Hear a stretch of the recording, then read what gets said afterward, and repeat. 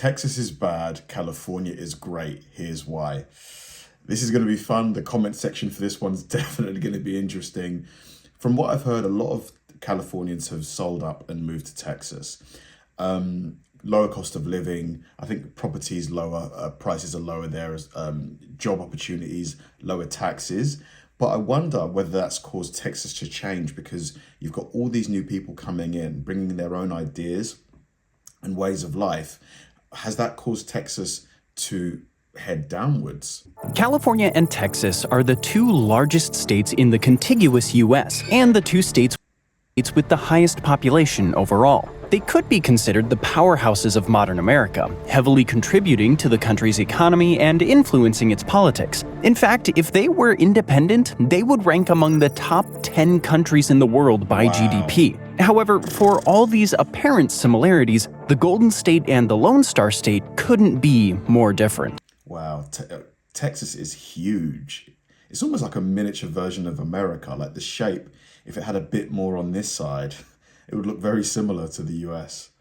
How, you ask? Well, keep watching while we cover every major aspect of living in these states, from economy and politics to general quality of life. Since we mentioned that the states would rank in the top 10 in terms of global economics, let's start from there. California is the country's largest economy by a long shot, with a GDP of roughly $3.85 trillion, which translates to roughly $99,000 per capita. Texas isn't lagging economically either, with a total GDP of $2.56 trillion and a GDP per capita of $84,000. Wow, so Texas is still behind California by like almost 50%. I would have thought they were a lot closer, considering the amount of oil I think Texas has. Let's take a look at each state's economies over the past few years. Particularly, let's look at how the economies have changed since 2019. In 2020, both states reported a slight fall in the overall GDP, negative 1.7% for Texas and negative 1.3% for California. This was to be expected. After all, 2020 was the year of the global economic crisis ushered in by the effects of the COVID-19 pandemic.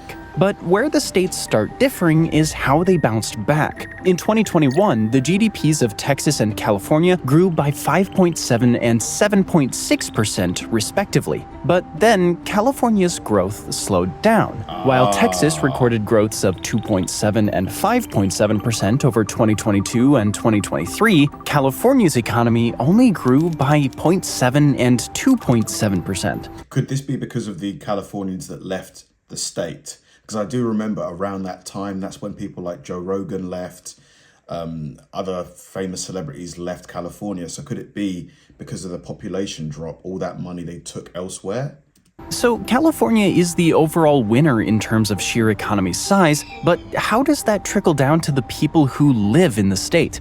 It turns out that the answer is, it depends. For one, the taxes between the two states are practically worlds apart. Texas is one of the more famous examples of a state government that doesn't collect any income tax. By contrast, the highest income tax bracket rate for California is just over 14%. Can someone please tell me, like, if you made 100K in California or Texas, what would you take home? Like how much? Because there's no state income tax in Texas, but there's still a federal income tax. The state uses a progressive tax bracket model, so the actual result can vary. For a more realistic scenario, taking into account the median wage of both states, around $85,000 for California and around $74,000 for Texas as of May of 2022, the median Californian pays roughly $7,000 a year more on income tax. The other major contributor to taxation is property taxes. This is where it gets a bit tricky. That was a good chunk of change, $7,000. It's like $600 a month, it's a lot. On paper, California has a lower tax rate than Texas. If a property cost roughly $280,000, around the median house value in the US, California property taxes would be roughly 2.5 times lower than that of Texas. But there's a big catch here: median property value. While you could feasibly find a property that goes for between $200K and $300K in Texas, the average property in California costs 2.5 times as much. In fact, San Francisco is probably among the worst cities when it comes to property costs. with the cost of the average house at a staggering $1.25 million. Oh my God, the average house price. That is insane. I know you got Silicon Valley over there with all the tech jobs, but still, to pay over $1.25 million for the average house, that's wild. Imagine the mortgage on that. Oh, those payments. You're looking at like 20K a month, probably. Maybe less, but yeah, still a lot of money. Compare that to the average home value in Dallas at less than $400,000. The housing situation only becomes worse when you consider that we've already gone over the difference in median wages. Therefore, it's no surprise that Texas was one of the states that saw the biggest immigration numbers over the past few years. Texas, for all its economic prosperity, has consistently ranked as a state with below average cost of living in the country. The biggest cities where the cost of living would be assumed to be much larger were only roughly 10% more expensive than the national average. On the other hand, the cost of living in California is 50% higher than the national average, with San Francisco earning its second trophy for the most expensive city due to a cost of living 86% over the average. That's nearly double. For all its faults when it comes to living costs, California does come through on occasion. The state and local governments spend significantly more money on residents, just over $16,000 per resident. I mean, that's all well and good, but if you're spending all of your money on accommodation, it's not really, I'd rather keep more money in my pocket, if you know what I mean, than have the government spend more on me.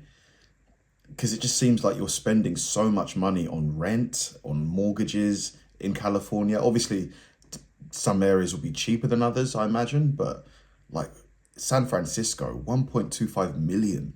Versus around $10,000 per resident for Texas. The biggest difference in government spending was on social services, where California spent roughly twice as much. This is evident through nearly a third of the state's residents being on Medicaid, compared to only 16% in Texas. Texas spends the highest percentage of its state and local government budget on education. And even there, the raw numbers favor California by roughly $600 per resident. Next, let's jump into how the two states prepare children and young adults for future careers and compare their education systems. Due to the sheer size of the states, it's practically impossible to go really in-depth here. But we'll look at a few particularly useful metrics, such as state spending, average scores, and general education quality. As we previously mentioned, both local and state governments of California and Texas spend significant amounts on education, particularly K-12 education. One of the major factors that influence this spending is the fact that both states have a disproportionately high percentage of students classified as English language learners, at roughly 19% for both states.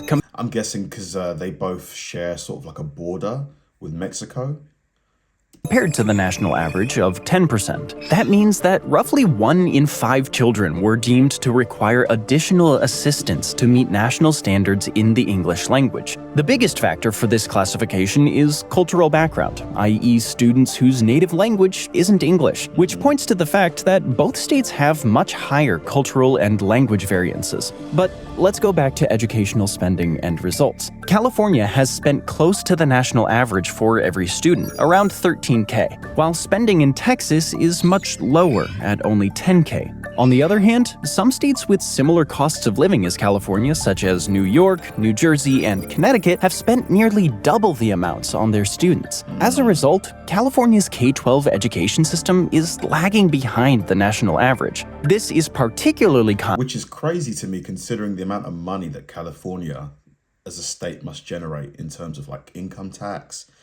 It must, that many people, that GDP, they must be just rolling in cash. Contrasted by the fact that during 2020, K-12 teachers in California earned, on average, much more than their peers in other states. The salary in California was around $72,000, while the national average was close to $50,000. But that teacher's probably spending way more on rent, or their mortgage than the average person, the average teacher.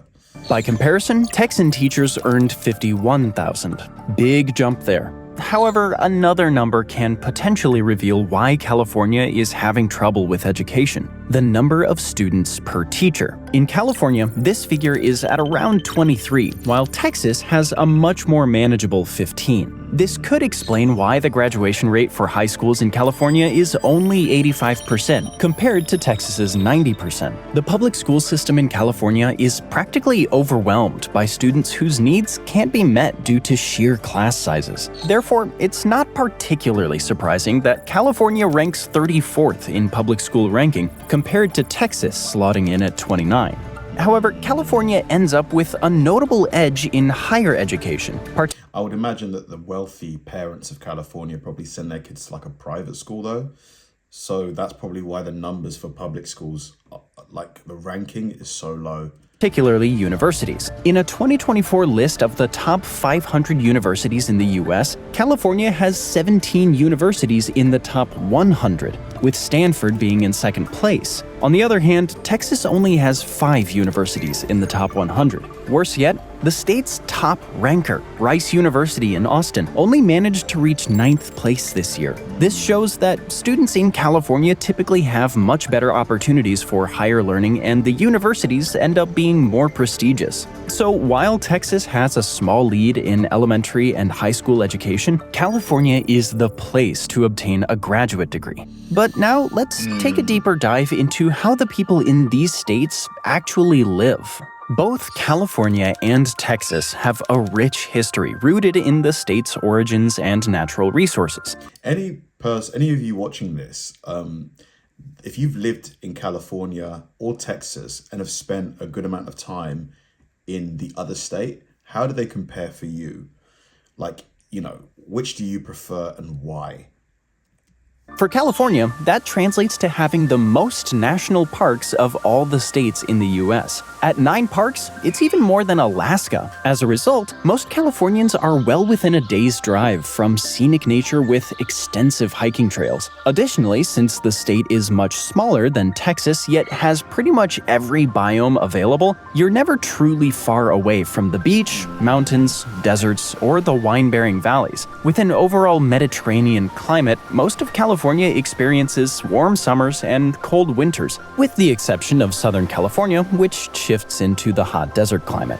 Yeah, like the weather of California and the vibe, I can see why people want to be there. It is. I really enjoyed it when I was there. Somewhat unfortunately, this causes California to experience some of the harshest summers throughout the US, leading to 33 droughts and wildfire disasters since 1980. The state also experiences the other end of the spectrum for disasters, with flooding and freezing events, albeit much less frequently. But it's the diverse culture of California that elevates its natural wonders to a new level. For example, Los Angeles is widely considered to be one of the best food destinations in all of the US. The LA food scene excels at giving its residents a seamless blend of global food trends and accessibility. Yeah, I wish I tried more food when I was in LA. I need to go back just to properly make myself fat. While you can find foods from any corner of the globe in upscale restaurants, the street food scene perfectly encapsulates the melting pot of cultures that California has become, which we'll cover a bit later in the video. On the other side of the comparison, Texas is perhaps best known for its stereotype of being a state of barbecue-munching, pickup-driving cowboys. But the state is so much beyond that. One of the best parts about the culture in Texas is how diverse it is due to the state's sheer size and scale. The state's large area translates to a diversity in both nature and climate. The east side of the state faces the hurricane-prone Gulf of Mexico, which translates into a humid subtropical climate that experiences sweltering heat in the summer and relatively hot winters. The southwest of the state dips into the hot desert climate, while the northwest experiences a much more nuanced arid climate. That does leave Texas as one of the states hit the hardest by both hurricanes and tornadoes, but the weather in Texas ends up being as varied as its people. And that all culminates in a culture that incorporates the state's rich history and future-oriented modernity.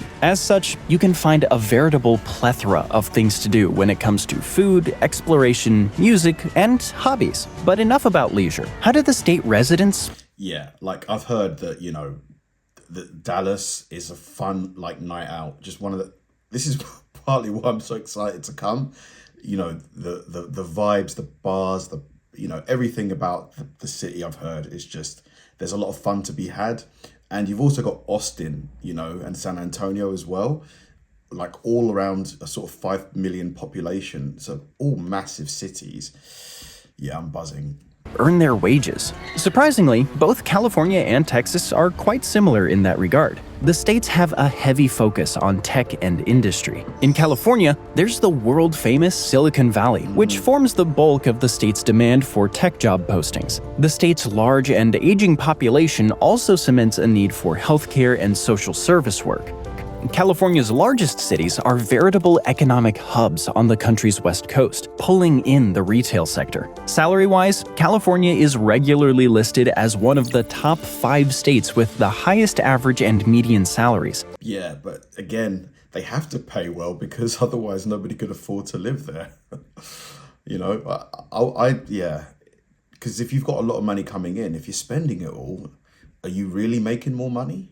However, that is slightly offset by the comparatively high cost of living. On the other hand, Texas is the country's powerhouse in the energy sector, particularly oil and gas extraction and refinement. Additionally, the cheap real estate, relatively low utility costs, and slightly lower wage demands have led to the tech sector booming in the state concurrently with the COVID pandemic. Industry giants such as Tesla, Oracle, and HP have all transferred their main offices to Texas, and from California no less, in recent years. Which state would you say provides the best balance in terms of income versus cost of living? Like, where would you go if you were, migrating to the US, you wanted to make a good amount of money, but you also didn't want to pay ridiculous amounts in terms of rent and mortgages, but you also want, decent cities with things to do? Where would you go? The state is also experiencing a severe demand for new construction due to population changes, and the healthcare sector is expected to follow. Both states experienced a similar level of unemployment, around 5% for California and 4% for Texas, with both on a worryingly upward short-term trend. Transportation and roadway infrastructure can heavily influence both local and statewide economies. In terms of sheer spending and road state, neither state seems the clear winner, at least on paper. California spends nearly 50% more on transportation infrastructure, $44 billion versus $30 billion per year, and its per capita spending is higher. On the other hand, Texas is a much bigger spender, roughly 70% more per capita spending when it comes to highway infrastructure. I do wish that both states spent a lot more on the public transportation, like subway systems, bus systems. It would just be so cool if you could just take, the London Underground and just copy paste it to both those states. It would be amazing. This doesn't seem all that surprising considering the relative scale of land areas that the governments have to cover in roadways to enable traffic mobility. This is exacerbated by the state's relative population densities, differences between rural and urban areas, as well as the organization of highways. All things said, the average Californian spends 84 hours sitting in traffic per year, while a Texan spends only 63 hours on the road. When accounting for the average wages of respective countries, California residents lose about $1,200 per year in lost time in traffic, while Texans only lose $900. One important caveat to transport is that it's not all about interstate traffic. Texas is a centrally positioned state, roughly halfway between the east and west coast. Dallas-Fort Worth hosts the second busiest airport in the country, and the fact that the ports in Texas open to the Atlantic Ocean means Texas is an incredibly important hub for transporting both people and cargo throughout the US and beyond. California does have the benefit of access to the West Coast and the Asia-Pacific market, as well as the fourth busiest airport, which makes it similarly important for U.S. transport. They really are super similar in a lot of ways, aren't they? In terms of the GDP, accessibility, job opportunities. It's just the cost of living that seems to be the main, and the taxation that seem to be the main differentiators. Additionally, California has more policies on reducing the carbon footprint of vehicles. Since 2007, California's per capita use of gas dropped by 10%, while the same metric in Texas rose by 11%. But the apparent similarities in the state's industries and infrastructure aside, perhaps the biggest difference between the two states lies in their population, demographics, and politics. We've already mentioned that California is the country's most populous state. In 2024, the population was estimated to be just under 39 million. However, 4 years ago, the population was nearly 39.5 million. The state has reached a 10-year low in population, despite the country as a whole having a persistently positive population change. On the other hand, Texas has experienced what could be considered a population boom. From 27 million residents in 2015, the state has unofficially passed the 30 million mark in 2024. Wow. Throughout the past 4 years, the state has achieved some of the highest population growth percentages in the country. But that must just, like the property prices, house prices and rents must also just be like right now. Texans, for anyone who's just recently bought a house or moved home or renting in Texas, how much more expensive is it now compared to a few years ago? I'm guessing it's a lot higher, right? So what's making California so undesirable and Texas so wanted? In a sentence, Texas has a lower cost of living, much better real estate, and similar job opportunities. In fact, Californians themselves are partially to blame for the shift. In 2021, the number of people who moved from California to Texas was just under 110,000, the single largest state-to-state migratory flow of the year. But how has that affected the states? It's time to talk about politics. California has been a Democrat trifecta state since 2011, meaning that the Democrat Party controls all three major branches of government. On the other hand, Texas has been a Republican trifecta state all the way back to 2003. Naturally, this means that the states have pretty much opposite outlooks on politics, which isn't far from the truth.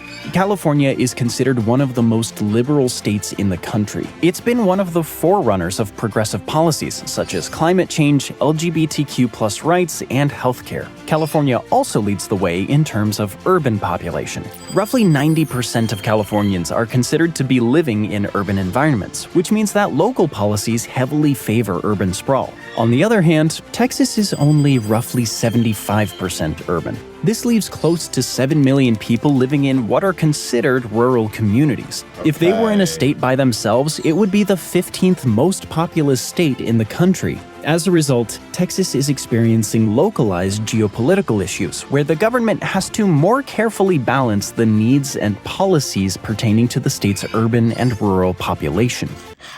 Because of the influx of people into Texas, I think I asked this earlier, has the politics started to shift?